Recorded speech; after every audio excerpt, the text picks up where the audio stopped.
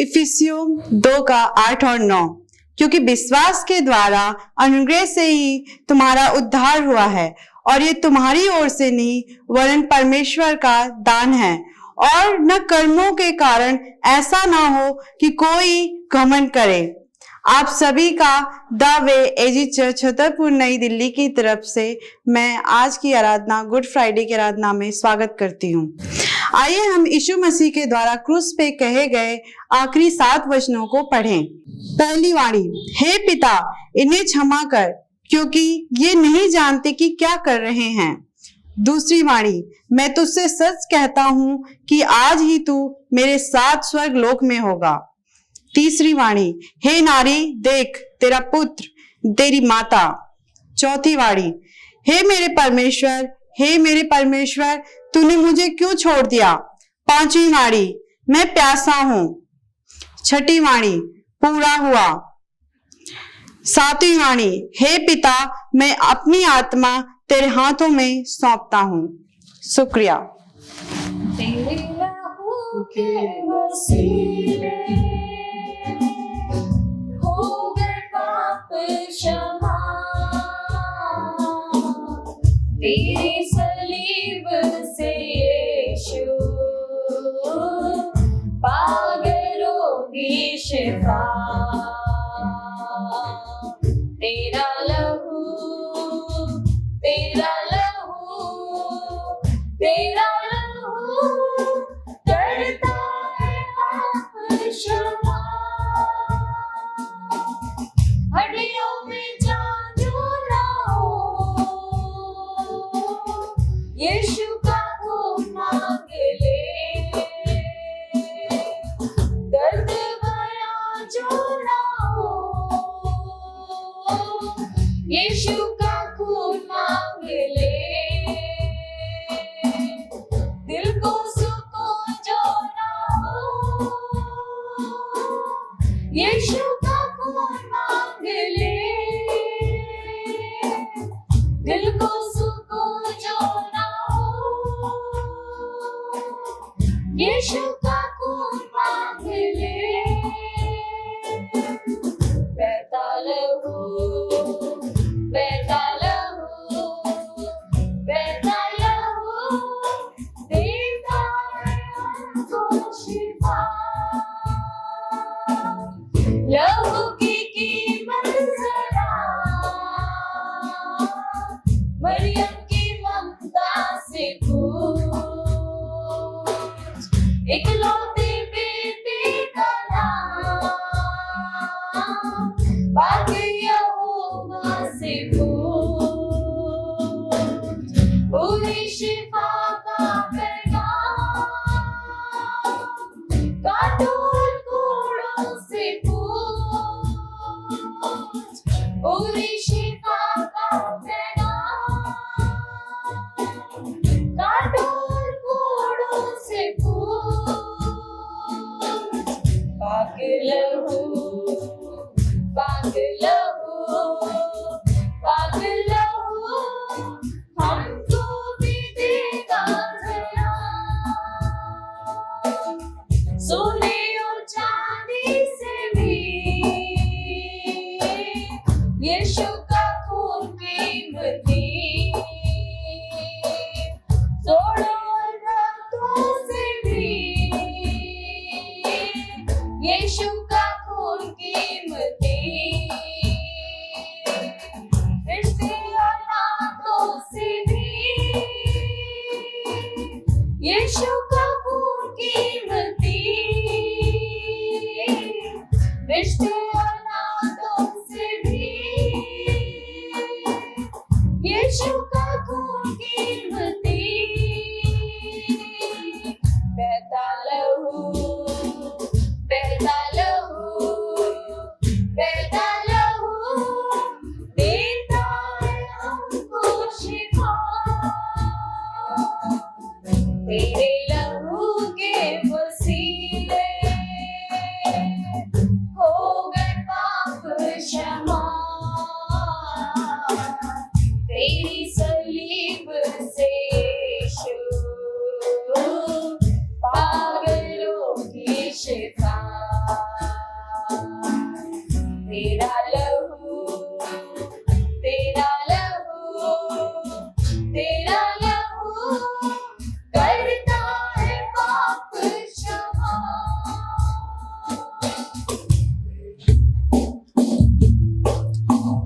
लकड़ी पे लटका नासरी देने को जिंदगी,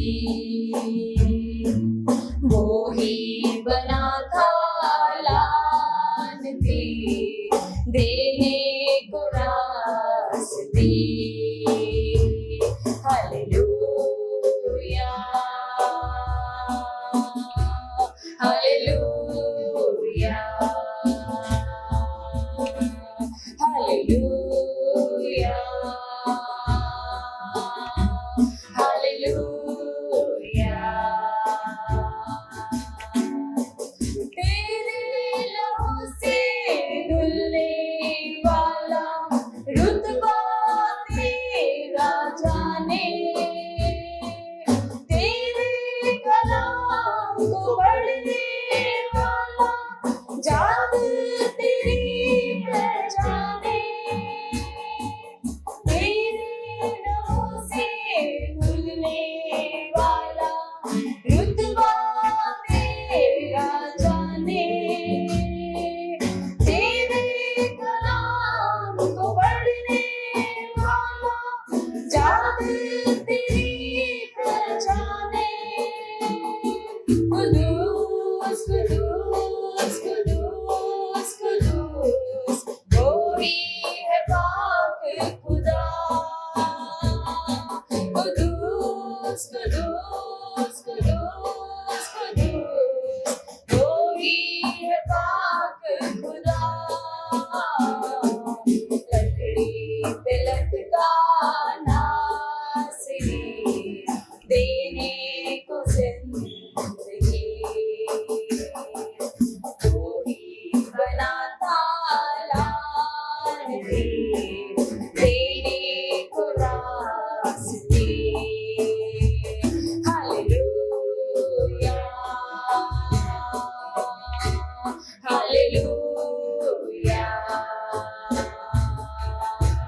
हालेलुया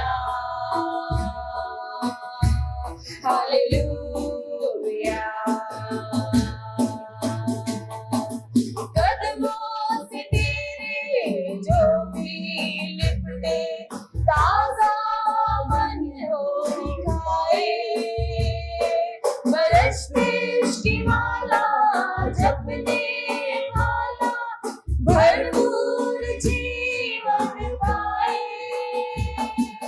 कदमों से तेरे जो भी लिपटे ताजा मन हो खाए, बरसते की माला जपने वाला भरपूर जीवन पाए। कुदूस कुदूस कुदूस कुदूस वो ही है पाक खुदा। कुदूस कुदूस कुदूस कुदूस वो ही है पाक खुदा। लकड़ी पे लटका नासरी देने को जिंदगी, वो ही बना था लानती देने को रास्ती। Hallelujah hallelujah hallelujah hallelujah. पर्दा फटा खुली कब्र, मौत पे वक्त हवाई, कुर्बान हो के तूने यीशु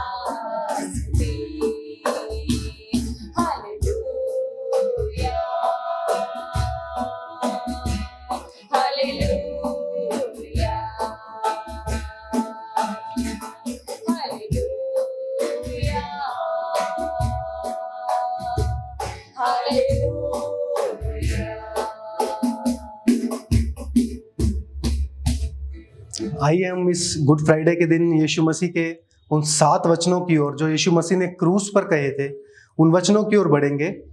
उससे पहले हम ये देखते हैं कि जब यीशु मसीह को क्रूस पर चढ़ाया गया, तो उससे पहले जब यीशु मसीह इस धरती पर थे, परमेश्वर का वचन हमें ये बताता है कि उनको 33.5 साल की उनकी उस उम्र थी जब उनको क्रूस पर चढ़ाया गया।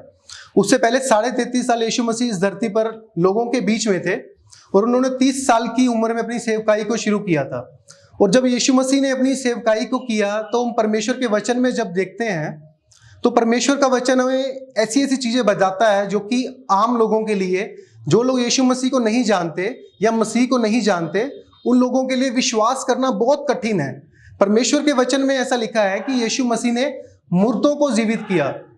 4 दिन से मरे हुए लाजर को उन्होंने आवाज लगा करके कब्र से बाहर निकाला। परमेश्वर का वचन कहता है कि उन्होंने अंधों को देखने के लिए आंखें दी, उन्होंने कोढ़ियों को शुद्ध किया, उन्होंने लकवे के रोगियों को चंगा किया।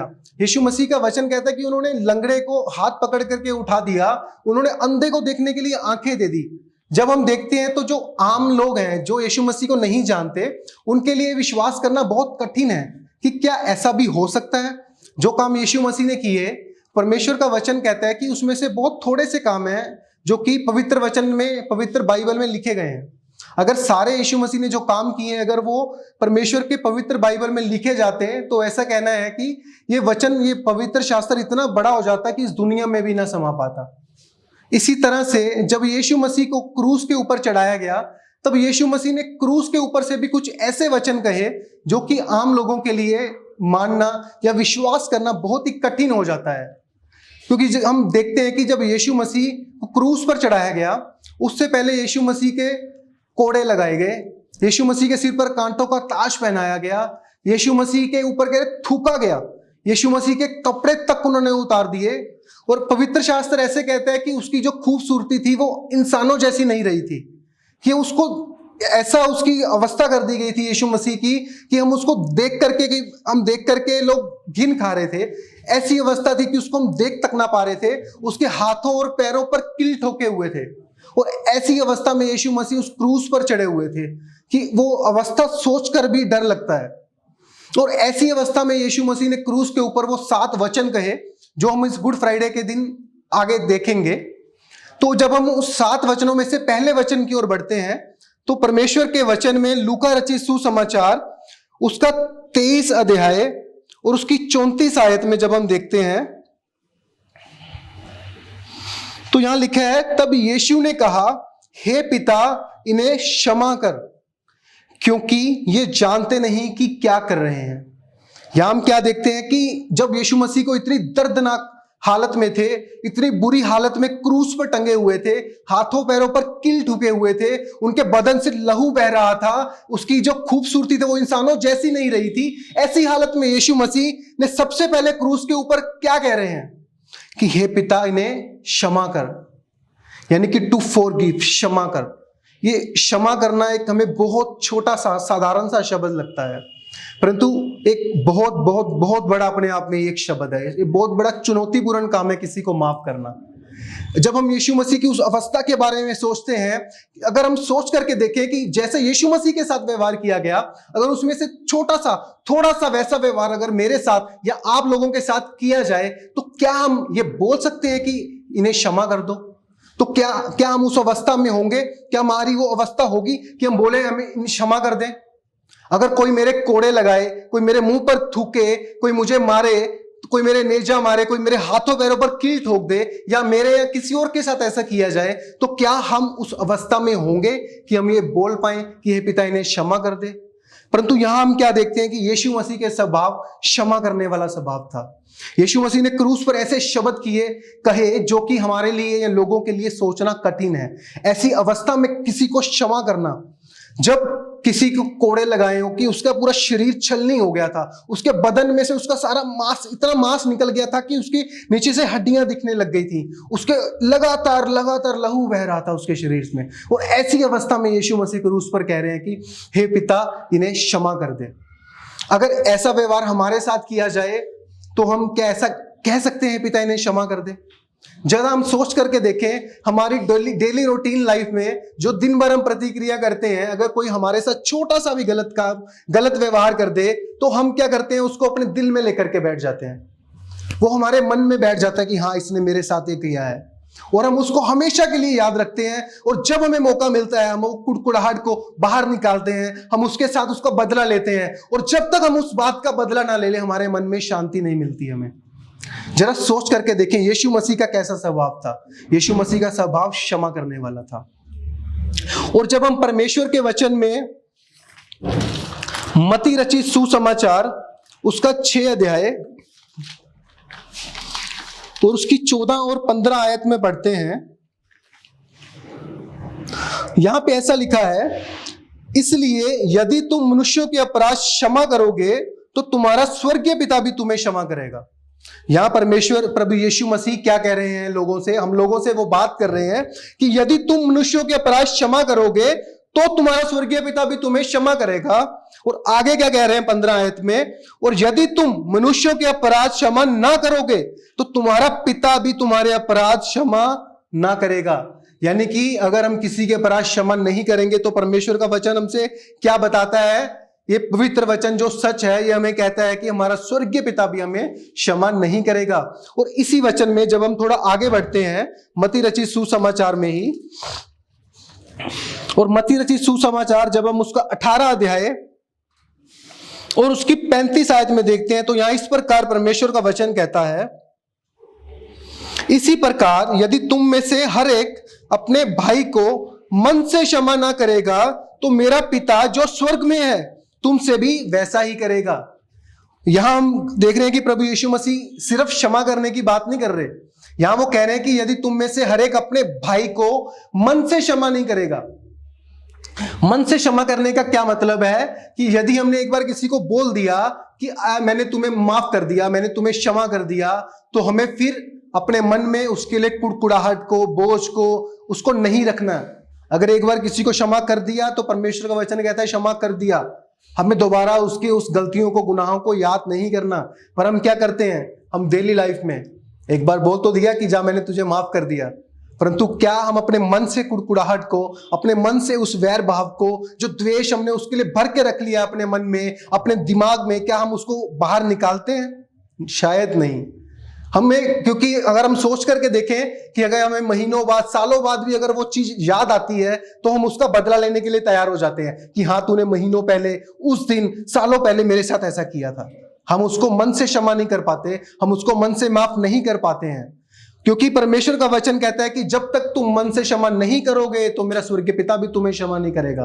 और परमेश्वर का वचन मत्ती रचित सुसमाचार में हमें बताता है कि यदि तुम मनुष्यों के अपराध क्षमा नहीं करोगे तो स्वर्गीय पिता भी तुम्हें क्षमा नहीं करेगा, और अगर तुम मनुष्यों के अपराध क्षमा कर दोगे तो तुम्हारा स्वर्गीय पिता भी तुम्हें, तुम्हारे अपराधों के लिए, जो गुनाह, जो पाप हमने किए, जो अपराध हमने किए हैं, उसके लिए स्वर्गीय पिता भी, परमेश्वर का वचन कहता है कि हमें क्षमा कर देगा। और जब हम परमेश्वर के वचन में देखते हैं कि हमें परमेश्वर के पास आने के लिए अपने पापों की, अपने गुनाहों की, अपने अपराधों की माफी पाना, क्षमा पाना बहुत जरूरी है। जब तक हम अपने पापों की, गुनाहों की माफी, क्षमा परमेश्वर से नहीं पा लेते तब तक हम परमेश्वर के पास कदापि नहीं आ सकते। और परमेश्वर के पास आने के लिए अगर हमें पापों की क्षमा पाना जरूरी है तो पापों की क्षमा हम कैसे पा सकते हैं? हमने परमेश्वर के वचन में भी क्या पढ़ा कि जब हम दूसरों को उनके अपराधों के लिए क्षमा करेंगे तो हमारा स्वर्गीय पिता भी हमें हमारे अपराधों के लिए क्षमा करेगा। इसलिए याद रखिए, अगर कोई हमारे साथ गलत करता है तो हमें उसको क्षमा करना है। अगर हम किसी को क्षमा करेंगे तो उससे, उस इंसान का चाहे कुछ फायदा होना हो, पर उससे हमारा फायदा जरूर होगा। उससे हमारा क्या फायदा होगा? उससे हमारे 2 फायदे होंगे। एक तो हम उस इंसान जिसको हमने क्षमा किया होगा, हमारे मन में उसके लिए बोझ नहीं रहेगा, हमारे मन में कोई दबाव नहीं रहेगा उसके लिए, हम कोई एक बर्डन को, किसी दबाव को कैरी नहीं करेंगे अपनी लाइफ में, हम उसके लिए किसी तरह का दबाव नहीं रख पाएंगे। और दूसरी चीज क्या होगी, अगर हम किसी को क्षमा कर देंगे तो परमेश्वर का वचन, पवित्र वचन ये कहता है कि अगर हम किसी को उसके अपराध के लिए क्षमा करते हैं तो हमारा स्वर्गीय पिता भी हमारे अपराधों को क्षमा करता है। तो इसलिए हमें पापों की माफी परमेश्वर से पाने के लिए दूसरों को उनके अपराधों के लिए क्षमा करना जरूरी है। जब हम दूसरों को उनके अपराधों के लिए क्षमा करेंगे तो परमेश्वर के वचन के अनुसार परमेश्वर पिता जो स्वर्ग में विराजमान है वो भी हमारे अपराधों को क्षमा करेगा। और जब तक हमारे पाप क्षमा नहीं होते, हम यीशु मसीह के लहू के द्वारा हम धुल नहीं जाते, हम कभी भी परमेश्वर के पास नहीं आ सकते। तो हम अपने दिन भर में ये याद रखें, हम अपने मन में बैठा करके रखें, अपने दिमाग में रखें कि अगर कोई हमारे साथ गलत करता है तो हमें सोचना है कि हमारे साथ कोई कितना थोड़ा बहुत कोई कुछ गलत करता होगा दिन भर की लाइफ में, परंतु सोच करके देखें हम यीशु मसीह के बारे में कि उसके साथ क्या कुछ नहीं किया गया था।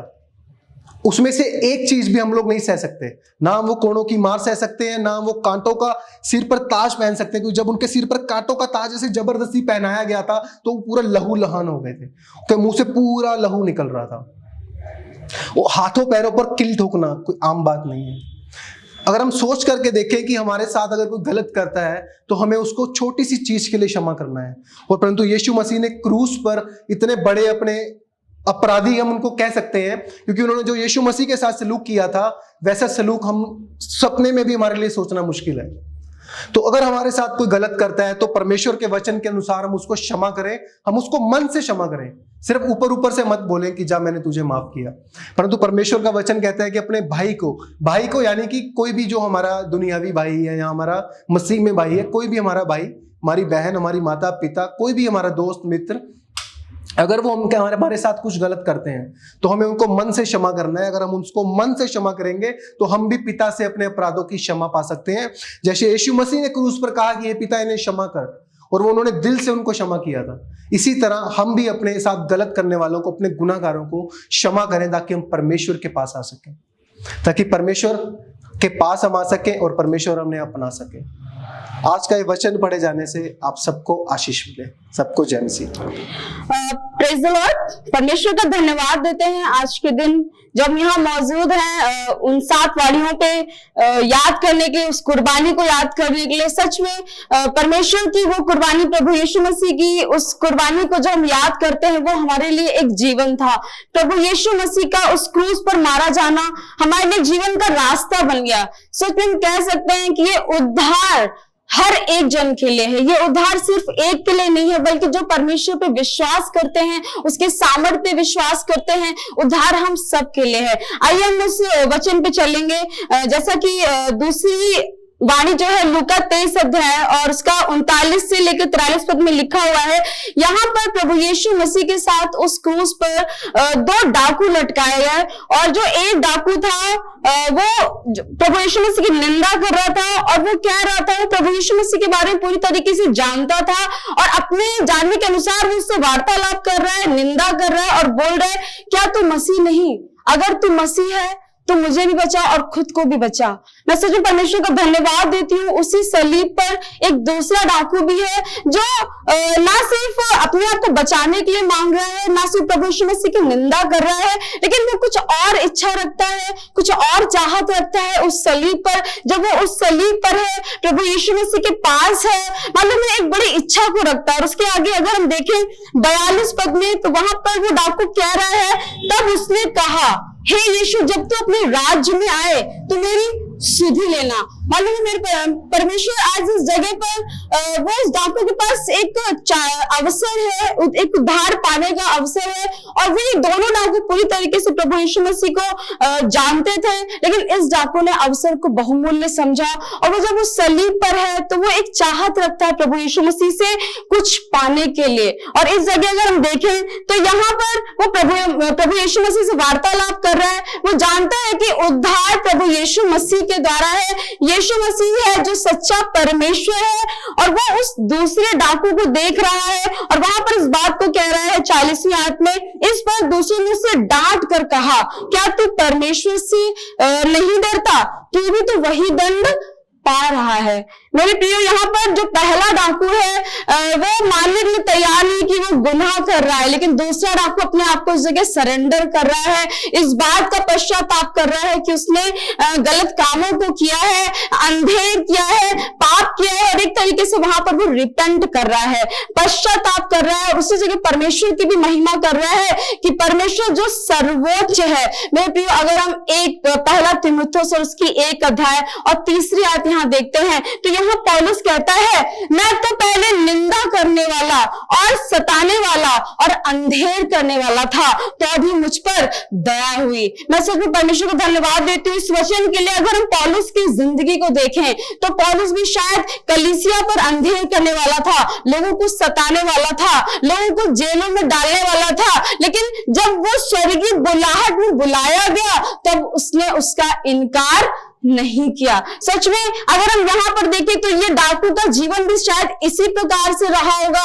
ये भी अंधेर करने वाला होगा, ये भी निंदा करने वाला होगा, ये भी कलीसिया को सताने वाला होगा, लेकिन जब आज इसके पास अवसर है, मेरे प्रिय, उसने अवसर को बहुमूल्य समझा। अवसर इन दोनों डाकुओं के पास था। दोनों डाकू जबकि प्रभु यीशु मसीह के पास सलीब पर हैं, दोनों अपने पापों की क्षमा मांगकर उस अनंत राज्य में जा सकते हैं। दोनों अपने पापों को मानकर उस स्वर्गीय राज्य के वारिस हो सकते हैं, लेकिन ये पहला डाकू इस बात को नहीं समझ रहा है और दूसरा डाकू इस बात को समझ गया और वो सिर्फ इस बात की चाहत रखता है कि प्रभु, अगर हम इसका 43 पद देखें तो उसने उससे कहा, मैं तुझसे, हे यीशु, जब तो 42 पद देखे तो यहाँ लिखा हुआ है, हे यीशु, जब तो अपने राज्य में आए तो मेरी सुधि लेना। शायद इसने संसार में रहते हुए इन दोनों डाकुओं ने परमेश्वर मसीह के जीवन को देखा होगा। पहला डाकू इस बात की डिमांड कर रहा है कि प्रभु मुझे बचा और तू भी बच, लेकिन उस जगह दूसरा डाकू इस बात को चाहता है और उसने इस बात को मांगा कि जब तू अपने राज्य में आए। वो स्वर्ग के राज्य के बारे में बराबर सुन रहा होगा और उसकी चाहत है, वो रिपेंट कर रहा है और रिपेंट करने के बाद वो इस बात को कह रहा है कि हम तो अपने न्याय अनुसार दंड पा रहे हैं। वो पश्चाताप कर रहा है, अपने बारे में बता रहा है कि हाँ, हमने तो पाप किया है, ये घृणित वस्तु, ये घृणित मृत्यु तो मेरे लिए है, इस सूली पर तो हमें चढ़ना चाहिए, लेकिन उस जगह प्रभु यीशु मसीह के नाम की महिमा भी कर रहा है और प्रभु यीशु मसीह को प्रेज कर रहा है, प्रभु यीशु मसीह की महिमा कर रहा है और पश्चाताप कर रहा है। और जिस प्रकार से नीति वचन 28:13 कहता है, जो अपने अपराध को मान लेता है और उसे छोड़ भी देता है, उस पर दया की जाएगी। मेरे प्रियो, ये डाकू कुछ और नहीं कर रहा है, यहाँ पश्चाताप कर रहा है। और जब पश्चाताप कर रहा है और यहाँ पर अगर हम आगे देखते हैं तो उसकी 43 पद में लिखा है, उसने उससे कहा, मैं तुझसे सच कहता हूं कि आज ही तू मेरे साथ स्वर्ग लोक में होगा। एक बहुत बड़ा आश्वासन प्रभु यीशु मसीह ने उस डाकू को दिया।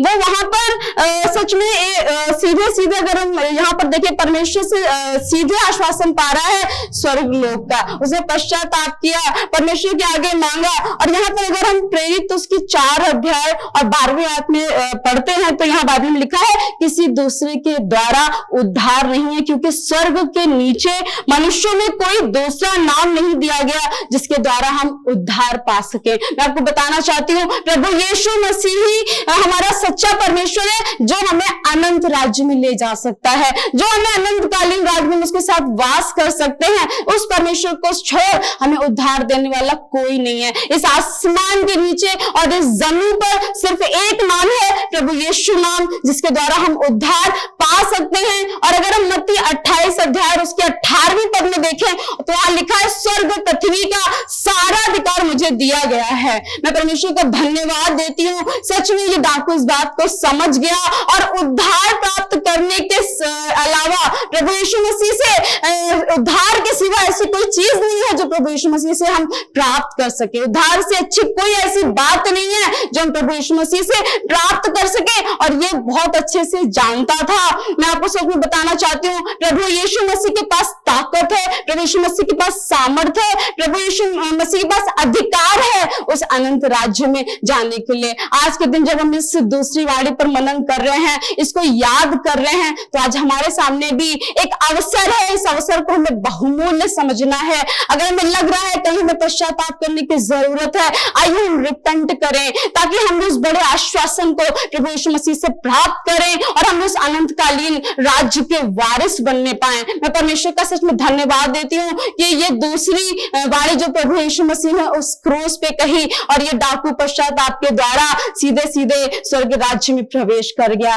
आज हमें भी परमेश्वर के सामने अपने गुनाहों को मानना है, पश्चाताप करना है, रिपेंट करना है। और सच में जब परमेश्वर वचन में लिखा है पौलुस के ऊपर दया हुई, इस डाकू के ऊपर भी दया हुई, और जब दया हुई तो ये इसलिए हुई ताकि हम मन को फिराएं। आज हम इस संसार में हैं, कई बार हमारे जिंदगियों में भी ऐसा होता है जहां हमें मन फिराने की जरूरत है। आज मेरे प्रियो, जब 43 अध्याय लिखा उसने उससे कहा, मैं तुझसे सच कहता हूं कि आज ही तू मेरे साथ स्वर्ग लोक में होगा। आइए आज के दिन हम अपने गुनाहों से तौबा करें और अपने खुदा से इस आश्वासन को प्राप्त करें कि आने वाले समय में हम भी प्रभु यीशु मसीह के साथ उस अनंत राज्य में पाए जाएं। प्रभु इस वचन के द्वारा आप सबको आशीष दे। मैं धन्यवाद करूंगी सिस्टर नीलम का, जिन्होंने परमेश्वर की दूसरी वाणी के बारे में आज हम सबके समक्ष परमेश्वर के वचन से साक्षात्कार कराया। हम चलेंगे परमेश्वर की तीसरी वाणी में, जहां पर यूहन्ना 19:26 में लिखा है, यीशु ने अपनी माता और उस चेले को जिससे वह प्रेम रखता था पास खड़े देखकर अपनी माता से कहा, हे नारी, देख ये तेरा पुत्र है। जब हम इस वाणी को पढ़ते हैं तो यहाँ पर आज के इस दिन में मैं आपका ध्यान 3 शब्दों की ओर लेकर के जाना चाहूंगी, या फिर कहूंगी कि 3 ऐसे एलिमेंट्स या 3 एक ऐसी चीज है जो इस वाणी में हमें देखने को मिलती हैं। सबसे पहला एक माता का दर्द, दूसरा एक पुत्र यानी यीशु मसीह, और तीसरा यूहन्ना जिसे ये कहा गया है कि एक ऐसा चेला जिससे वह प्रेम रखता था। सबसे पहली वाणी पर जब इस वाणी की सबसे पहली बात पर हम देखते हैं तो यहाँ पर यीशु ने अपनी माता और उस चेले को जिससे वो प्रेम रखता था उसकी ओर देखकर कहा। यहाँ पर दिखाई देता है एक माता के लिए यीशु मसीह का कंसर्न या उनकी केयर या एक परवाह। जब हम एक माता के दृष्टिकोण से देखते हैं तो हम ये देखते हैं कि हर एक माता को अपना पुत्र बहुत प्यारा होता है, अपनी पुत्री बहुत प्यारी होती है, क्योंकि उसने उसे गर्भ में 9 महीने रखा है। एक माता से ज्यादा गहरा संबंध बच्चे के साथ मुझे नहीं लगता किसी और का होता है। सबसे पहला संबंध हम कहेंगे हमारे रचयिता प्रभु यीशु मसीह हमारे परमेश्वर का होता है, और उसके बाद जो हमें अपनी कोख में रखती है वो हमारी माता, जो 9 महीने तक उस बच्चे की सांस को अपनी सांस में महसूस करती है। वो जो खाना उस बच्चे के अंदर जाता है वो भी उसकी माँ के द्वारा होते हुए छनता हुआ जाता है। और यही एक बात है जिसकी वजह से माता को कहा जाता है कि सच में माता के साथ में एक बच्चे का बहुत अनमोल रिश्ता होता है। बच्चा अपने पिता के भी पास होता है, लेकिन अपनी माता से एक इमोशनली बहुत अच्छी तरीके से वो जुड़ा होता है। यहाँ पर हमें एक ऐसी बात दिखाई दे रही है कि एक माता जब अपने पुत्र को सामने देख रही है, जिस पुत्र के लिए भविष्यवाणी हुई थी जब वो पैदा हुआ कि ये मसीहा है, उसके लिए कहा गया। जब यीशु मसीह की जन्म की कथा की ओर अगर हम जाकर के एक बार देखें तो किस तरह से यीशु मसीह की जन्म की कथा इतनी ज्यादा खास है कि उस समय उसके माता पिता को भी लगता होगा कि हमारा पुत्र कितना खास है कि हमें इसे हर जगह से, राजा से, लोगों से, सबसे बचाना है। हमारे पुत्र को एक बहुत खास मकसद के लिए चुना गया, लेकिन उस माता को शायद तब नहीं पता था कि उसके पुत्र के साथ ऐसा हो जाएगा।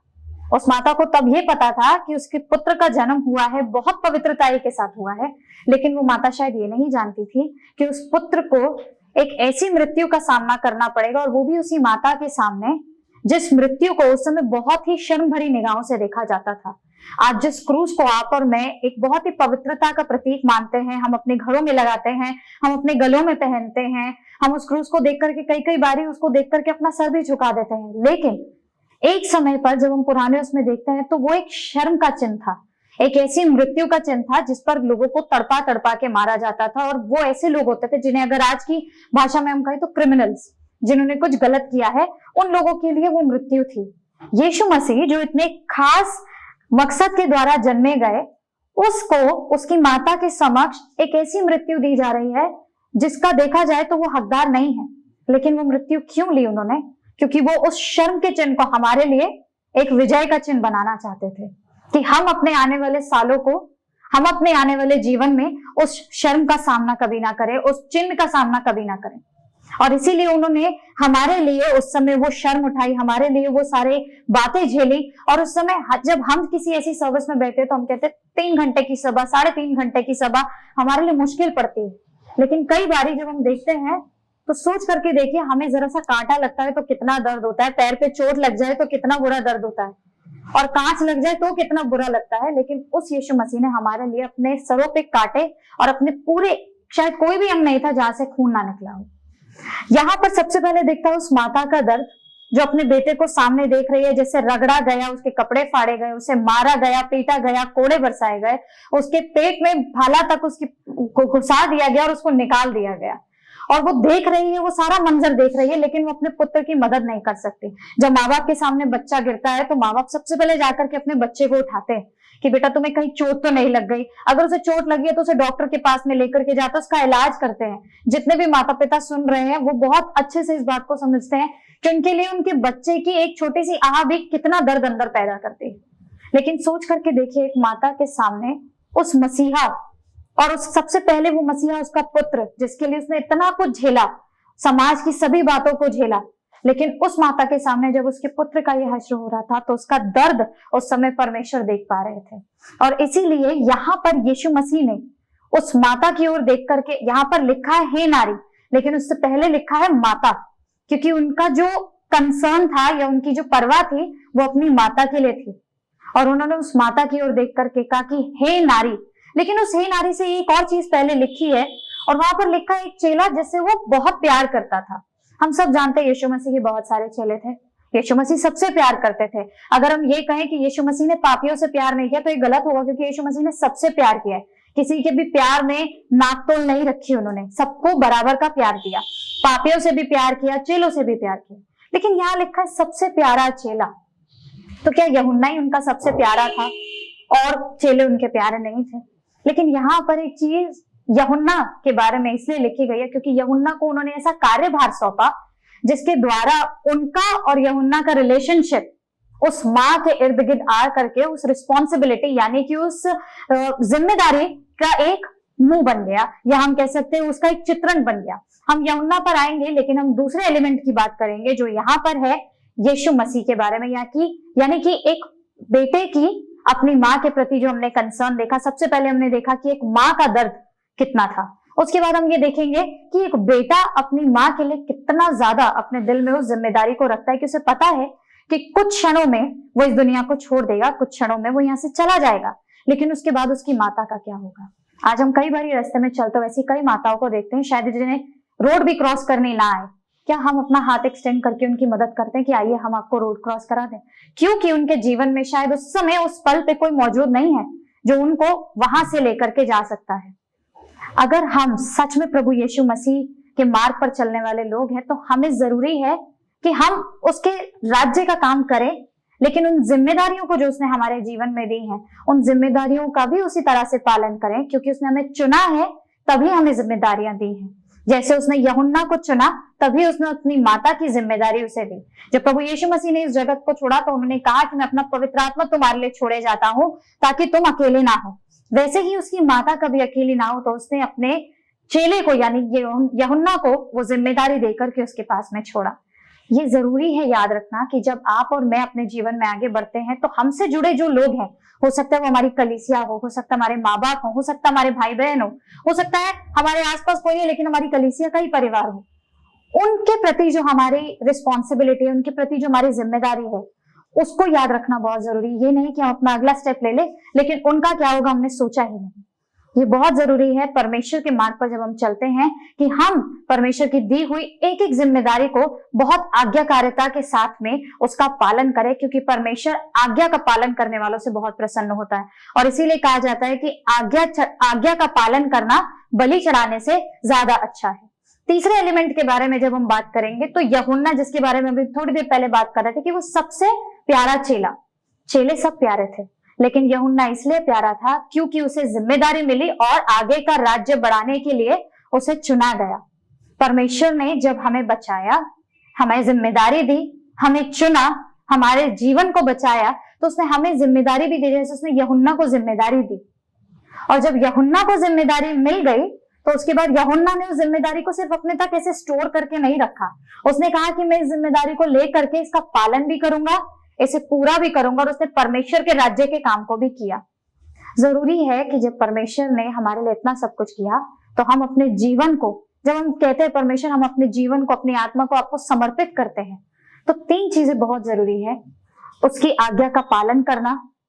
दूसरी चीज, अपने आसपास के लोग जो आपके हैं, आपके सगे संबंधी, आपकी कलीसिया, आपके माँ बाप, परमेश्वर के वचनों में भी लिखा है कि अपने माँ बाप का आदर करना है।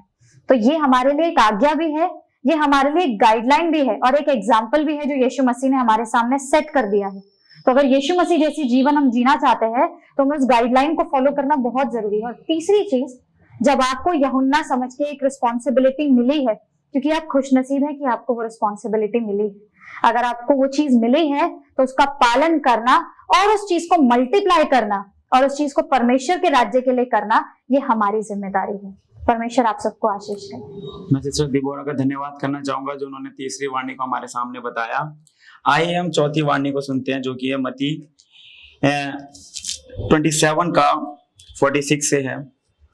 तीसरे पहर के निकट यीशु ने बड़े शब्द से पुकार कर कहा, एली एली लमा शबक्तानी, अर्थात हे मेरे परमेश्वर तूने मुझे क्यों छोड़ दिया। जब हम इस वचन को पढ़ते हैं तो फिर यीशु मसीह आत्मा में होकर, यीशु मसीह दिल की गहराई से क्या है, एक इस रोने वाले शब्द को हम समझते हैं जब वो परमेश्वर को पुकारता है। जब हम दूसरे सुसमाचार में पढ़ते हैं, जब हम और कहीं पे देखते हैं, यीशु मसीह परमेश्वर को अपने पिता के रूप में दर्शा रहा है। परमेश्वर को बोल रहे हैं कि परमेश्वर जो स्वर्ग में है वो मेरा पिता है। यीशु मसीह हर जगह पे कह रहा है कि मैं पिता में हूं और पिता मुझ में है। लेकिन जब हम इस वचन को पढ़ते हैं, जब हम इस वचन को देखते हैं और जब हम यीशु मसीह के क्रूस पे उस समय को देखते हैं, यीशु मसीह अपने पिता को जो कि स्वर्ग में है उसको परमेश्वर के रूप में बता रहा है। क्यों वो ऐसे बता रहा है? क्योंकि उस समय परमेश्वर ने जो इंसान का सारा बोझ, जो इंसान का पाप का बोझ था, पहली चीज परमेश्वर ने उसका इंसान का सारा पाप यीशु मसीह के ऊपर डाल दिया और वो एक मानवता के रूप में, एक इंसान के रूप में परमेश्वर पिता को पुकार रहा है कि हे मेरे परमेश्वर तूने मुझे क्यों छोड़ दिया। यीशु मसीह एक पीड़ित होके, एक निराशा होके, एक दुखी के साथ क्या है, परमेश्वर को पुकार रहा है कि हे मेरे परमेश्वर तूने मुझे क्यों छोड़ दिया। मेरे प्रिय भाई बहनों, आज जब इस वचन को पढ़ते हैं तो हम देखते हैं कि परमेश्वर का इतना अद्भुत प्रेम जो कि उसने हमारे सारे पापों को आज से हजारों साल पहले यीशु मसीह के कांधों पर डाल दिया। और दूसरी चीज हम जब ये देखते हैं कि इस वचन में जो कि पवित्र बाइबल में लिखा गया है कि यही चीज क्या है, भजन संहिता 22 में दाऊद भी पुकारता है। जब हम इस वचन को पढ़ते हैं कि हे मेरे परमेश्वर तूने मुझे क्यों छोड़ दिया, इसका दूसरा अंश ये भी है कि जब हम परमेश्वर की राह पे चलते हैं, जब हम परमेश्वर की राह को पूरा करना जानते हैं, जो परमेश्वर ने हमें एक प्रोजेक्ट या एक कार्य हमको सौंपा है, जब हम उसको पूरा करने के लिए निकलते हैं तो हमारे जीवन में क्या आता है, बहुत सी सतावट, बहुत सी परेशानी हमारे जीवन में आती है। यही परेशानी है, यही सतावट क्या है, यीशु मसीह के जीवन में आया था। जब वो उस मिशन को पूरा करने जा रहे थे, जो वो मिशन परमेश्वर ने उसको दिया था, वो उस कार्य को पूरा करने जा रहे थे, वो उस असाइनमेंट को पूरा करने जा रहे थे जो परमेश्वर ने यीशु मसीह को दिया था। और वो सतावट, वो परेशानी, वो मन में दुखी उस समय हम देखते हैं। आज भी हम क्या है अपने जीवन में देखते हैं कि जब हम डिसाइड करते हैं, जब हम निर्णय लेते हैं कि हम यीशु मसीह के, हम परमेश्वर के वचन को पूरा करेंगे और उसकी राह पे चलेंगे, तो क्या है, हमारे जीवन में परेशानी आना शुरू हो जाती है। लेकिन परमेश्वर का वचन कहता है कि परेशानी तो आएगी लेकिन मैं तेरे साथ खड़ा हूं। परमेश्वर का वचन कहता है कि परेशानी तो आएगी लेकिन मैं तुझे कभी अकेला नहीं छोड़ूंगा। लेकिन जब हम यहाँ पे देखते हैं तो यीशु मसीह कहता है परमेश्वर से, हे मेरे परमेश्वर तूने मुझे क्यों छोड़ दिया। अगर हम दूसरे ट्रांसलेशन में देखें तो यीशु मसीह कहता है, हे मेरे प्रभु तूने मुझे क्यों छोड़ दिया। और हमारे जीवन में आज भी हम क्या कहते हैं कि हे मेरे परमेश्वर तूने मुझे क्यों छोड़ दिया। जब हम उस दुखी में होते हैं, जब हम उस सतावट में होते हैं, हो सकता है वो सतावट हमारी फाइनेंशियल प्रॉब्लम्स में हो सकता है वो सतावट हमारी शारीरिक अवस्था में हो सकता है वो सतावट हमारी आत्मिक अवस्था में हो सकता है वो सतावट हमारी परिवार की समस्या में हो। और जब हम परमेश्वर की राह पे चलने लगते हैं, जब उसके वचन को पूरा करने लगते हैं, जब हम परमेश्वर की आज्ञा को पूरा करने लगते हैं, तो वो सतावट हमारे जीवन में आती है। और एक दिन हम कहते हैं कि हे परमेश्वर परमेश्वर क्या तू मेरी प्रार्थना को नहीं सुन रहा? हे परमेश्वर क्या तू मेरी गिड़गिड़ाहट को नहीं सुन रहा? हे परमेश्वर क्या तू मेरे कराने की आवाज को नहीं सुन रहा? जब हम वचन संहिता 22 में देखते हैं, दाऊद भी इस प्रकार कहता है, हे मेरे परमेश्वर तूने मुझे क्यों छोड़ दिया? क्या मेरा कराना तुझे सुनाई नहीं देता? अब मेरे प्रिय भाई बहनों, परमेश्वर कभी छोड़ता नहीं है। परमेश्वर वो परमेश्वर है जो हमारे साथ सदा बना रहता है। परमेश्वर कभी हमारी दुखी में हमें कभी अकेला छोड़ के नहीं जाता। वो कहता है, क्रूस उठा के चल है, मैं तेरे साथ हूँ। हो सकता है हमारे सामने लाल समुद्र हो सकता है हमारे सामने यरीहो की दीवार क्यों ना खड़ी हो सकता है हमारे सामने वो परिस्थिति हो जिसमें परमेश्वर को कहें कि हे मेरे परमेश्वर क्या तुझे मेरी प्रार्थना सुनाई नहीं देती? हे मेरे परमेश्वर क्या तुझे मेरी परिस्थिति दिखाई नहीं देती? हे मेरे परमेश्वर क्या तुझे दिखाई नहीं देता कि मैं तुझसे दिन रात प्रार्थना कर रहा हूँ? लेकिन मेरे प्रिय भाई बहनों, आज मैं बताना चाहता हूँ कि वो परमेश्वर हमारी परिस्थिति को जानता है। वो परमेश्वर हमारी समस्या को जानता है, उसे पता है और वो जानता है कि हम किस कार्य के लिए निकले पड़े हैं। वो जानता है कि हमारी इस परिस्थिति में जब हम इस परिस्थिति को क्रॉस करेंगे तो एक बड़ी आशीष परमेश्वर हमारे लिए रख के छोड़ा हुआ है। आज मैं आपसे एक चीज कहना चाहता हूं कि जब यीशु मसीह इस अवस्था में था और जब वो क्रूस पे ये पुकार रहा था, हे मेरे परमेश्वर तूने मुझे क्यों छोड़ दिया? उस समय का उस क्षण का चिल्लाना, उस क्षण का रोना ये नहीं था कि परमेश्वर ने उसको छोड़ दिया, ये था कि वो परमेश्वर उसको एक बड़ी महिमा देने जा रहा था।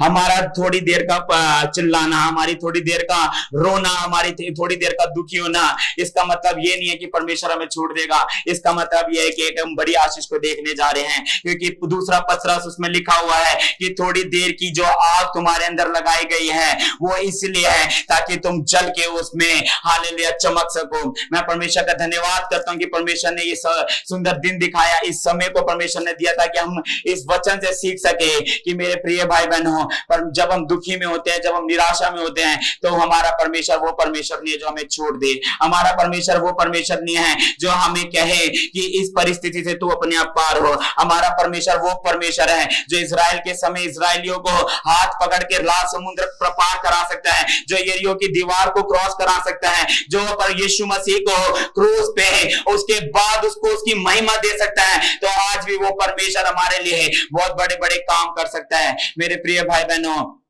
उस अवस्था में हमें सिर्फ क्या करना है? विश्वास करना है। हो सकता है हमारे मन में, हो सकता है हमारी जुबान पे ये वचन आए, हो सकता है हमारे दिमाग में ये कहे कि हम अपने मन के अंदर कहें कि हे मेरे परमेश्वर तूने मुझे क्यों छोड़ दिया? लेकिन प्रिय भाई बहनों, परमेश्वर हमें ना छोड़ता है ना कभी त्यागता है। परमेश्वर आप सबके साथ है। परमेश्वर का धन्यवाद हो यीशु के नाम से। मैं इस वक्त भाई युवन का धन्यवाद देना चाहती हूँ जिन्होंने हमें प्रभु के चौथे वचन से अवगत करवाया। उन्होंने कहा, प्रभु का चौथा वचन जो था वो ये था कि हे प्रभु तूने मुझे क्यों छोड़ दिया है। और प्रभु का जो पांचवा वचन है वो ये है कि मैं प्यासा हूँ। वो जो अगर हम यूहन्ना के अध्याय 19 के 28 से 30 तक के वचन को हम देखते हैं तो प्रभु ने कहा कि मैं प्यासा हूँ। और प्रभु ने ये वचन इसलिए बोला ताकि हमारे पुराने वचन के अनुसार ये वाणी पूरी हो सके। और प्रभु जी ने ये बोला और जो उनकी हर कार्य था वो पुराने वचन के पुराने नियम के अनुसार ही होता था और वो हर चीज के बारे में भविष्यवाणियां की गई थी। और प्रभु ने इस वक्त प्रभु क्रॉस पर हैं, उनके हाथों को कीलों से छेदा गया है और उनके पैरों को कीलों से छेदा गया है और उनके सर पर कांटों का ताज है, जिसमें उनके इस वक्त उनके सर में इतने जख्म हैं कि और उनके एक एक रोम से, एक एक छिद्र से इस वक्त जो खून है वो बह रहा है।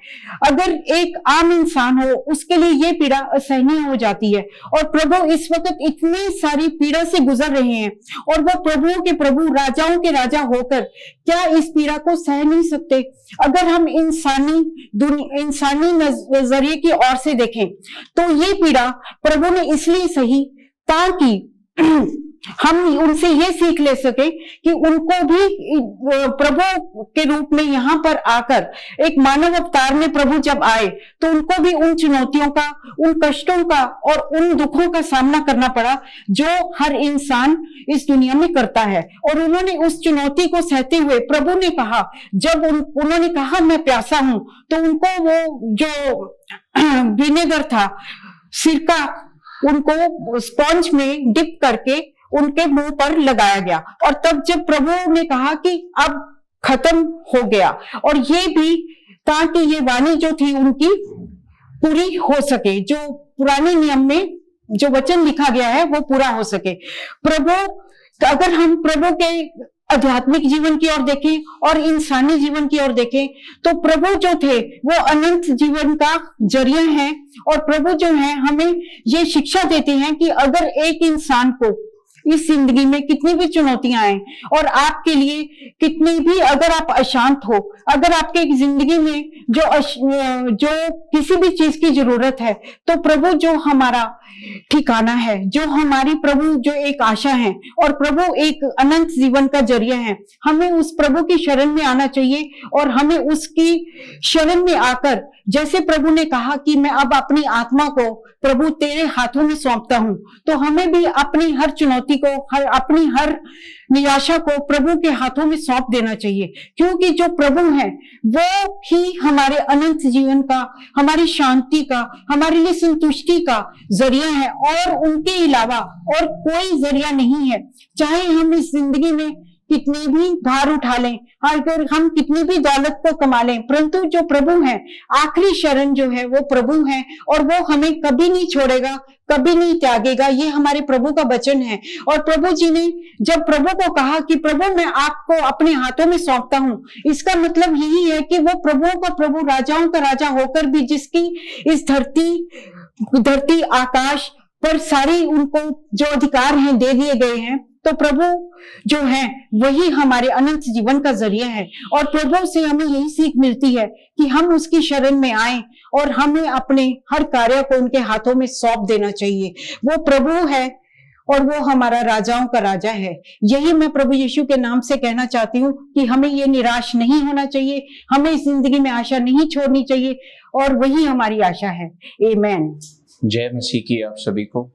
मैं सिस्टर पूनम का धन्यवाद करना चाहूँगा जिन्होंने आपके सामने 5वीं वाणी रखी और आपको इसे अवगत कराया। और मैं फिर से आप सभी को चर्च की तरफ से गुड फ्राइडे और ईस्टर संडे की शुभकामनाएं देना चाहूँगा। मैं आपके सामने रखने जा रहा हूँ यूहन्ना की पुस्तक से यीशु मसीह के 6ठी वाणी, जो कि है पूरा हुआ। पूरा हुआ, इसके कई किताबों में, ईसाई किताबों में काफी अर्थ हैं। उनमें से जो 2 महत्वपूर्ण अर्थ हैं, एक है कार्य पूरा हुआ और एक है भुगतान पूरा किया गया।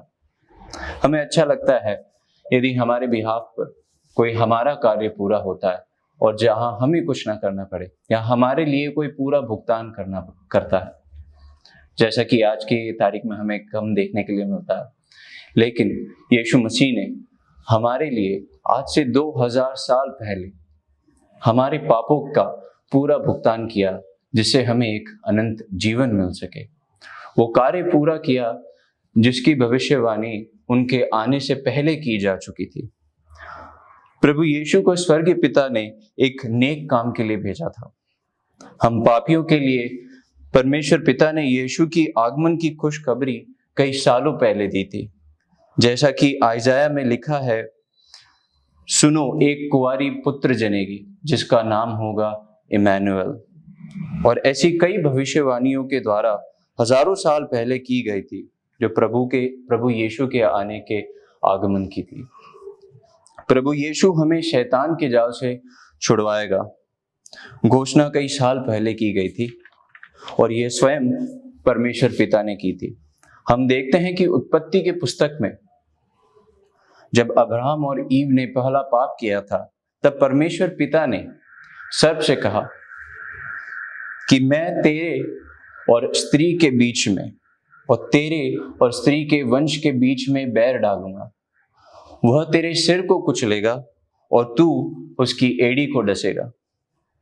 और हम देखते हैं कि यहोवा ने अपने पुत्र को भेजकर, अपने पुत्र को बलिदान देकर उस वादे को पूरा किया और शैतान के कार्य को खत्म किया, जिसकी पुष्टि यूहन्ना की पहली पुस्तक के 3 अध्याय के 8वीं पंक्ति में की गई है। जो कोई पाप करता है वह शैतान की ओर से है, क्योंकि शैतान हमेशा से ही पाप करते आया है। परमेश्वर का पुत्र इसलिए प्रकट हुआ है कि वह शैतान के कार्य को खत्म कर सके। प्रभु यीशु ने हमें पापों से मुक्ति दिलाने के लिए स्वयं को क्रूस पर चढ़ा दिया। प्रभु यीशु का पिता द्वारा दिया गया महत्वपूर्ण कार्यों में से एक था कि पापों के कारण नरक में मृत्युदंड मिले हुए पापियों के लिए छुड़ौती के रूप में अपने प्राण दे सके। हमारे बजाय जो मृत्यु में है और जो नरक में जाने के लायक है, प्रभु यीशु ने क्रूस पर अपना बलिदान दिया, जिससे हमें अनंत जीवन का आशीष मिल सके, हमारे पाप धुल सके। इससे हमें यह भी प्रेरणा मिलती है कि प्रभु यीशु, जो कि राजाओं का राजा है, जो कि सर्वशक्तिमान है, सबसे महान है, इतना बड़ा होने के बाद भी उसने एक चरखी में जन्म लिया, जन्म लेकर के एक साधारण जीवन व्यतीत किया और एक ऐसी मौत को गले लगाया जो कि काफी शर्मनाक थी, परंतु ये एक विजय थी अच्छाई की पापों के ऊपर। ये एक बलिदान था जिससे हमें सीखने को मिलता है कि हमें अपना जीवन सिर्फ और सिर्फ अपने बारे में सोचने के बजाय दूसरों के बारे में भी सोचना चाहिए। ईसाई जीवन एक धर्म नहीं, एक जीवन शैली है जो हमें सिखाती है कि हमें अपना जीवन किस तरह से व्यतीत करना चाहिए। जैसा कि मत्ती की पुस्तक में लिखा है कि 20वें अध्याय के 28वीं पंक्ति में लिखा है कि मनुष्य का पुत्र वह इसलिए नहीं आया कि उसकी सेवा टहल की जा सके, वरन वह इसलिए आया कि सेवा करे और पापियों की छुड़ौती के लिए अपने प्राण दे। यीशु ने अपने क्रूस पे बलिदान द्वारा पुराने नियम की व्यवस्था को, जो अपूर्ण थी, नई वाचा की व्यवस्था के रूप में पूरा किया और वसीयत छोड़ दी। और जब सभी भविष्यवाणी पूरी हुई, जब सभी महत्वपूर्ण कार्य पूरे हुए जो परमेश्वर पिता द्वारा दिए गए थे, तब प्रभु यीशु ने अपनी आखिरी सांसों को लेते हुए कहा, सब पूरा हुआ। पूरा हुआ हर कार्य जो परमेश्वर पिता ने दिया था, पूरा हुआ हर भविष्यवाणी जो की गई थी यीशु के आने की। एक मसीहा आएगा जो तुम्हें चंगाई देगा, एक मसीहा आएगा जो तुम्हें अनंत जीवन से आशीषित करेगा। यह सब हमें सीखने को मिलता है प्रभु यीशु के आने से और इन आखिरी शब्दों से प्रभु यीशु के। आइए हम प्रार्थना करें कि हम अपने आने वाले जीवन में प्रभु के इन शब्दों के साथ जी सके और ये शब्द हमारे दिलों में घर कर सके, ना कि सिर्फ घर करे बट हम इन्हीं शब्दों के साथ अपना जीवन व्यतीत कर सके, ताकि हम अंत में एक अनंत जीवन को पा सके, जिसके लिए प्रभु यीशु ने इतना बड़ा बलिदान दिया। मैं ये प्रार्थना प्रभु यीशु के नाम के पवित्र नाम से मांगता हूँ, आमीन। आइए हम 7वें वाक्य की ओर ध्यान देंगे, जो कि प्रभु यीशु मसीह ने उस समय पर क्रूस पर से कहा। और यीशु ने बड़े शब्द से पुकार कर कहा, हे पिता, मैं अपनी आत्मा तेरे हाथ में सौंपता हूं। और यह कहकर प्राण छोड़ दिए। हम देखते हैं कि प्रभु यीशु मसीह ने, जो कि आदि से ही था, सब कुछ उसी के द्वारा उत्पन्न हुआ और कोई भी ऐसी चीज नहीं थी जो बिना उसके उत्पन्न हुई। पूरा अधिकार, सारे संसार का अधिकार, सब कुछ उसके पास था। ऐसा कुछ भी नहीं है जो उसको पता ना था। लेकिन फिर भी जो वाक्य प्रभु यीशु मसीह ने कहे, क्या सिर्फ प्रभु यीशु मसीह ने उस मृत्यु के समय पर ही वो वाक्य कहे? क्या उसने अपने जीवन में उन वाक्यों को किया? क्या हमने उसके जीवन में वो शब्द मात्र ही देखे, या वो जो शब्दों को परमेश्वर ने कहा उसको जी कर दिखाया? हम देखते हैं कि हमारे परमेश्वर ने जो कहा वो सब कुछ कर दिखाया। परमेश्वर ने जब यहाँ पर बोला हे पिता मैं अपनी आत्मा तेरे हाथ में सौंपता हूं, तो वो सिर्फ उस क्रूस पर अपने मृत्यु के समय पर ही नहीं कहा, लेकिन हम देखते हैं कि यीशु मसीह ने शुरुआत से लेकर अपने मृत्यु तक अपनी आत्मा को परमेश्वर के हाथ में सौंपा। जैसे भजन संहिता 31:5 में लिखा है, मैं अपनी आत्मा को तेरे ही हाथ में सौंप देता हूं, हे यहोवा, हे सत्यवादी ईश्वर, तूने मुझे मोल लेकर मुक्त किया है। हम देखते हैं कि यहूदियों में पहले से ही, बचपन से ही उनको सिखाया जाता था ये प्रार्थना करना कि कैसे हम अपनी आत्मा को, अपने जीवन को पूर्ण समर्पित कर कर परमेश्वर के हाथ में देते हुए अपने जीवन को व्यतीत करें। वही चीज परमेश्वर ने कर कर दिखाया। लेकिन आज हम जब अपने जीवन में देखते हैं तो हम क्या देखते हैं कि हम हर गुड फ्राइडे के दिन आते हैं और उन 7 वाक्यों के बारे में सोचते हैं, बोलते हैं और वहीं छोड़कर चले जाते हैं। लेकिन क्या सच में आज हमारे जीवन को, आज हमने अपनी आत्मा को परमेश्वर के हाथ में सौंपा हुआ है? ये आज हमें सोचना है, क्योंकि यशायाह ने पहले से ही बोला गया था कि हमें एक पुत्र दिया गया है और प्रभुता उसके कांधे पर होगी और वही पराक्रमी परमेश्वर होगा, शांति का राजकुमार होगा। और ये सारी बातें प्रभु यीशु मसीह को पता थी। प्रभु यीशु मसीह ये भी जानते थे कि सब कुछ मेरे हाथ में कर दिया गया है और मैं परमेश्वर के पास से आया हूं और परमेश्वर के पास ही जाता हूं और जो कुछ मेरा है वो सब कुछ तेरा है, जैसे कि यूहन्ना 17:10 में कहता है। लेकिन फिर भी यीशु मसीह ने पृथ्वी पर रहते हुए, सारा अधिकार रखते हुए अपने आप को परमेश्वर के हाथ में अपनी इच्छा के अनुसार सौंपा।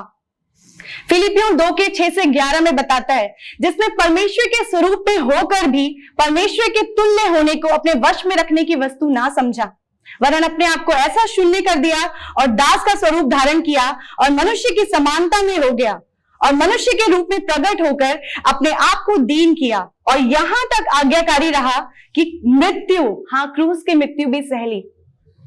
परमेश्वर ने, यीशु मसीह ने, जो कि खुद ही परमेश्वर है, उसने आज्ञाकारी होकर क्रूस की मृत्यु भी सह ली। उसने अपनी आत्मा, अपना जीवन परमेश्वर के हाथ में सौंपा। लेकिन आज हम क्या करते हैं? आज हम थोड़े से बड़े हो जाते हैं, हम थोड़े से ऊपर पहुंच जाते हैं, हम थोड़े से कामयाब हो जाते हैं, हम दूसरों से थोड़े ऊंचे हो जाते हैं और हम अपने आप को सर्वश्रेष्ठ समझने लगते हैं। लेकिन परमेश्वर ने, यीशु मसीह ने परमेश्वर के तुल्य होकर भी उसको अपने वश में रखने की वस्तु नहीं समझा, लेकिन अपने आप को बहुत दीन किया। उसने यहां तक कि इतना आज्ञाकारी रहा कि क्रूस की मृत्यु भी सह ली। क्या आज हम अपना जीवन परमेश्वर के हाथों में सौंपने के लिए तैयार हैं? क्या हम इतने आज्ञाकारी बनने के लिए तैयार हैं? क्या हम दीन होने के लिए तैयार हैं कि जो परमेश्वर हमसे चाहे वो हमसे करवाए? अपनी आत्मा को परमेश्वर के हाथ में सौंपने का अर्थ क्या होता है? हम देखते हैं कि अपनी आत्मा को परमेश्वर के हाथ में सौंपने का अर्थ है कि अपने आप को पूर्ण रूप से समर्पित करना, अपनी इच्छा से परमेश्वर के हाथ में अपने आप को समर्पित करना। और जब हम अपने आप को दे देते हैं, जब हम अपनी आत्मा को दे देते हैं, तो क्या है कि फिर हम पर हमारा कोई अधिकार नहीं रह जाता। जैसे कि गलातियों में कहता है कि मैं क्रूस पर, यीशु मसीह के साथ मैं क्रूस पर चढ़ाया गया, अब मेरा मुझ में कुछ भी नहीं रहा, बट मसीह मुझ में जीवित है। लेकिन क्या हम सिर्फ इन वचनों को बोलते हैं? क्या सच में आज हमने बपतिस्मा लेने के बाद भी क्या हमने अपने आप को पूरी तौर पर परमेश्वर के हाथ में सौंपा है? क्या आज परमेश्वर की इच्छा हमारे जीवन में पूरी हो रही है या सिर्फ हम अपनी इच्छा के अनुसार काम करते हैं? हम देखते हैं कि उसने क्रूस की मृत्यु स्वेच्छा से उठाई ताकि उसे फिर से ले ले। सौंपने का अर्थ होता है दोबारा से प्राप्त कर सकना। दे देने का मतलब होता है कि हमको वो दोबारा नहीं मिलेगा। लेकिन प्रभु यीशु मसीह ने कहा कि मैं अपनी आत्मा तेरे हाथ में सौंपता हूं। वो इसलिए बोला क्योंकि हम अनंत काल के लिए, हमारी आत्मा सुरक्षित हाथों में होनी चाहिए, जो कि परमेश्वर का हाथ सबसे सुरक्षित हाथ है। उसी के हाथ में अनंत काल के लिए हमको अपनी आत्मा सौंपनी है।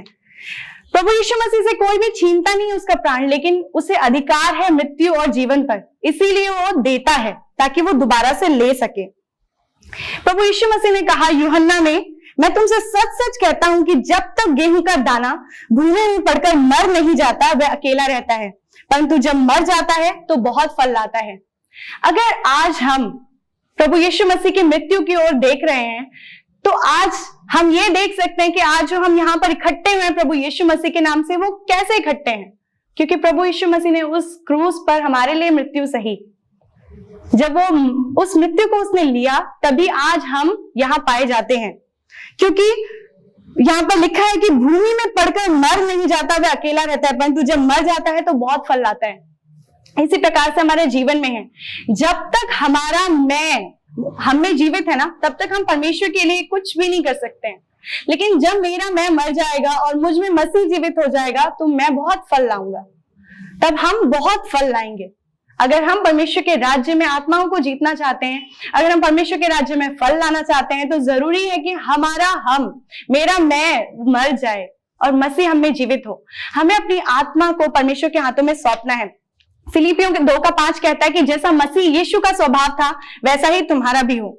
और मसीह यीशु का स्वभाव कैसा था? पतरस बताता है कि वो गाली सुनकर गाली नहीं देता था और दुख उठाकर किसी को भी धमकी नहीं देता था, पर अपने आप को सच्चे न्यायी के हाथ में सौंपता था।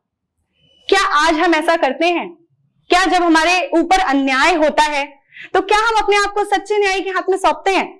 लेकिन हम उस न्याय को ही अपने हाथ में ले लेते हैं और हम ही न्यायी बन जाते हैं। लेकिन प्रभु यीशु मसीह ऐसे नहीं थे, वो धमकी नहीं देते थे। बहुत आसान होता है कि हम अपने पापों के वजह से, अपनी गलतियों की वजह से, अपने अपराधों की वजह से वो दंड भुगते हैं, ये बहुत आसान होता है। लेकिन जब हमारी गलती नहीं है, जब हमारी कोई भी हमारा अपराध नहीं है, हमारा कोई कसूर नहीं है, फिर भी वो दंड चुपचाप सह लेना और अपने आप को सच्चे न्यायी के हाथ में सौंपना, ये बहुत बड़ी चीज है। और प्रभु यीशु मसीह यही हमको सिखाना चाहते हैं। वचन कहता है कि यीशु मसीह ने अपने चेलों से कहा कि जो कोई मेरे पीछे आना चाहे वो अपना क्रूस उठाए, प्रतिदिन अपना क्रूस उठाए। क्या आज हम उस क्रूस को उठाने के लिए तैयार हैं? क्या आज हम अपने आप से इनकार करने के लिए तैयार हैं? क्योंकि प्रभु का वचन क्या कहता है कि जो कोई मेरे स्वर्गीय पिता की इच्छा पर चले वही मेरा भाई, मेरी माता और मेरी बहन है। क्या आज हम परमेश्वर की इच्छा पूरी करते हैं?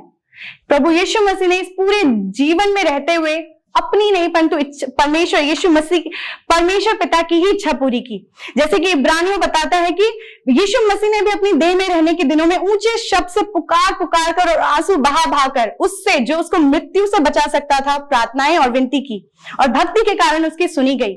पुत्र होने पर भी उसने दुख उठा कर आज्ञा मानी सीखी। लेकिन आज हम आज्ञा मानना बिल्कुल भी नहीं, सुनना भी नहीं चाहते हैं, है ना। अगर परमेश्वर का वचन कोई आ जाए कि ऐसा हम गलत कर रहे हैं तो हम तुरंत उससे अपने कान मोड़ लेते हैं, है ना। हम अपने आप को बिल्कुल अलग कर लेते हैं उस चीज से। लेकिन हम यहाँ पर देखते हैं लूका में, जब गतसमनी के बाग में भी जब प्रभु यीशु मसीह इतनी सारी पीड़ाओं को सह रहे थे, इतना दुख था उनके ऊपर, अगर वो चाहते तो उस क्रूस की मृत्यु को उसी समय इनकार कर सकते थे और कोई भी ऐसा नहीं था कि उसको जबरदस्ती क्रूस पर लटका देता, क्योंकि उसने अपनी इच्छा के द्वारा वो सहा। लेकिन फिर भी उसने गतसमनी के बाग में भी यही प्रार्थना की, हे पिता, यदि तू चाहे तो इस कटोरे को मेरे पास से हटा ले, तो अभी मेरी नहीं परंतु तेरी इच्छा पूरी हो। क्या आज हमारे जीवन में परमेश्वर अगर हमसे कुछ ऐसा करने के लिए कहता है जो हमारे लिए मुश्किल है, तो क्या हम कह सकते हैं कि प्रभु मैं ऐसा चाहती हूं लेकिन फिर भी मेरे जीवन में मेरी नहीं पर तेरी इच्छा पूरी हो? हम कह देते हैं लेकिन उसको करते नहीं है।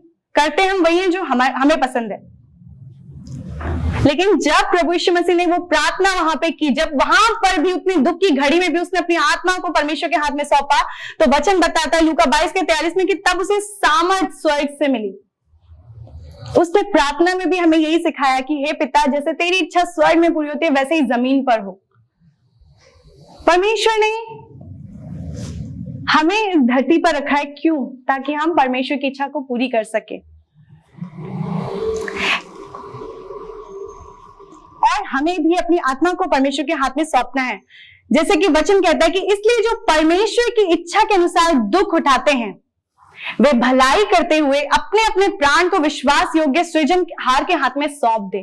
परमेश्वर हमसे यही चाहता है कि अगर हमारे ऊपर आज कोई दुख भी है, परेशानी भी है, अन्याय भी हो रहे हैं, कुछ भी क्यों ना हो रहे हो, क्योंकि वचन कहता है कि जब उन्होंने राजा के साथ, यीशु मसीह के साथ ऐसा किया तो हमारे साथ भी होना कोई भी बड़ी बात नहीं है। तब भी हमें क्या करना है? हमें अपनी आत्मा को परमेश्वर के हाथ में सौंपना है। अपने न्याय के लिए हमें अपने आप को अपने सृजनहार के हाथ में सौंपना है, क्योंकि प्रभु का वचन कहता है प्राण देने तक विश्वास योग्य रहे तो मैं तुझे जीवन का मुकुट दूंगा। वचन कहता है जो जय पाए मैं उसे अपने साथ अपने सिंहासन पर बिठाऊंगा, जैसे मैं भी जय पाकर अपने पिता के साथ उसके सिंहासन पर बैठ गया। अतः हमें अपनी आत्मा स्वेच्छा से परमेश्वर के हाथ में सौंपनी है, क्योंकि परमेश्वर ने आशीष और श्राप, जीवन और मृत्यु दोनों हमारे सामने रख दिया है। अब चॉइस हमारी है, चुनाव हमारा है कि हमें क्या चुनना है, क्योंकि परमेश्वर ने हमें रोबोट नहीं बनाया है। हमें सुरक्षित हाथों में अपनी आत्मा को सौंपना है, हमें सौंपना है ताकि उसे दोबारा से प्राप्त कर सके। हमें अपना सर्वस्व समर्पण करना है, क्योंकि वह विश्वास योग्य परमेश्वर है। हमारी आत्मा सदा के लिए उसके हाथों में सुरक्षित है, क्योंकि वचन कहता है कि यदि मनुष्य सारे जगत को प्राप्त करे और अपने प्राण की हानि उठाए तो उसे क्या लाभ होगा। मनुष्य के हाथों में नहीं, बल्कि परमेश्वर ही के हाथों में सौंपना है। भजन संहिता में लिखा है कि यहोवा की शरण लेना मनुष्यों पर भरोसा रखने से उत्तम है। हमारी अनंत काल की आशा परमेश्वर ही है। इससे हमारा विश्वास कितना है परमेश्वर पर वो पता चलता है जब हम हर क्षण अपने आप को परमेश्वर के सामने रखते हुए चलते हैं, जब हम हर क्षण बोलते हैं कि परमेश्वर मेरे हृदय का ध्यान तेरे सम्मुख ग्रहण योग्य होने पाए, परमेश्वर मेरे जीवन में मेरी नहीं पर तेरी इच्छा पूरी हो। इससे हमें एक निश्चिंतता मिलती है कि परमेश्वर हमसे बहुत प्यार करते हैं और वो हमारी चिंता करते हैं।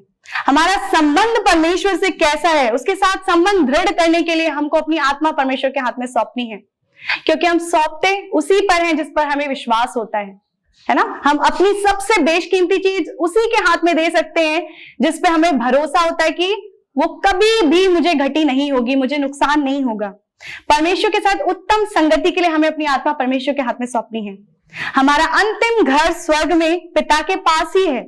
हमारी आत्मा हमें पिता से मिली तो पिता के पास ही जानी चाहिए, स्वर्ग में, ना कि नरक में।